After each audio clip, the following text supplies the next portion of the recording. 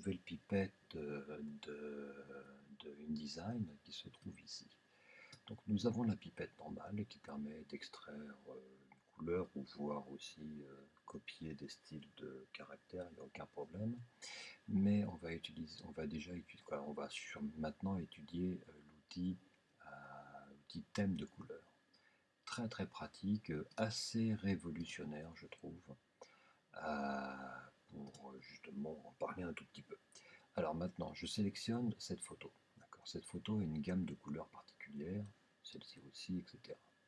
Maintenant, ce que je voudrais faire, c'est extraire des couleurs de cette photo, mais en une seule fois.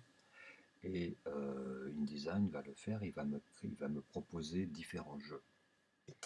Alors, je prends cette pipette, vous allez voir, c'est très simple, et je clique directement sur cette image.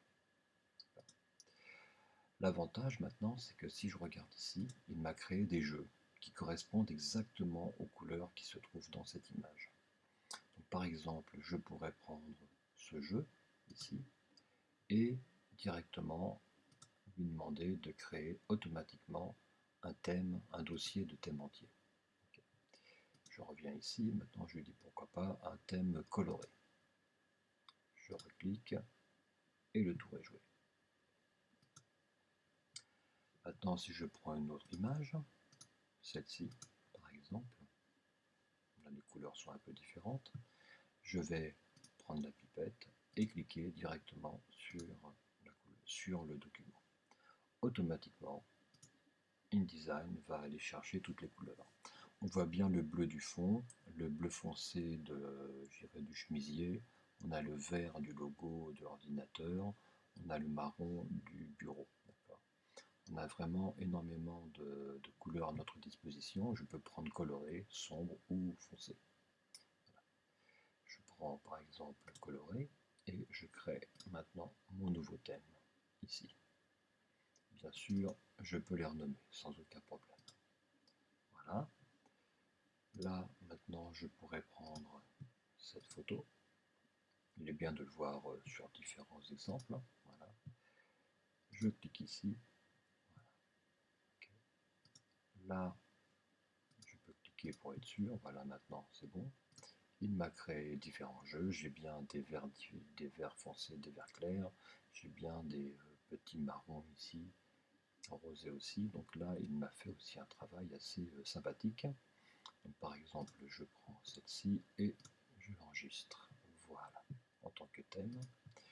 Et maintenant, sur une photo, on l'a déjà fait, mais là, sur une photo avec des carnations, voilà, des carnations. Maintenant, je prends la pipette, je clique, voilà.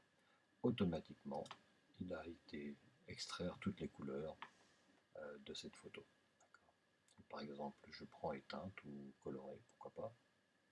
Voilà, coloré, je l'enregistre et je prends par exemple éteinte et j'enregistre. Voilà. Le gros avantage maintenant, c'est que je peux très bien, par exemple, par rapport à cette photo, pourquoi pas, je vais laisser une petite chose qui traîne ici, voilà. Je peux maintenant, par exemple, en agrandissant cette photo, voilà, mettre ce rond avec la couleur des lèvres, ok. Le fond, pourquoi pas, avec la couleur, on va dire, de la peau ici, et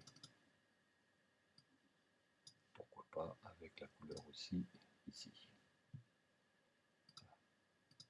Donc là, je peux vraiment, on a vraiment cette teinte ici. Voilà. On peut vraiment maintenant s'amuser à aller changer les couleurs sans aucun problème. Là, mon texte il est un petit peu invisible. Voilà. Ou pourquoi pas le marron ici. Voilà. Donc très pratique.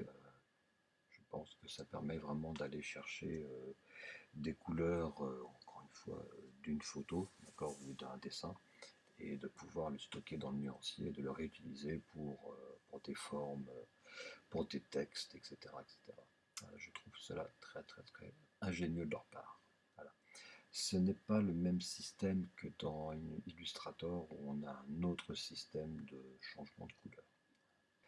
J'espère que cela vous sera utile et je vous dis à bientôt. Au revoir.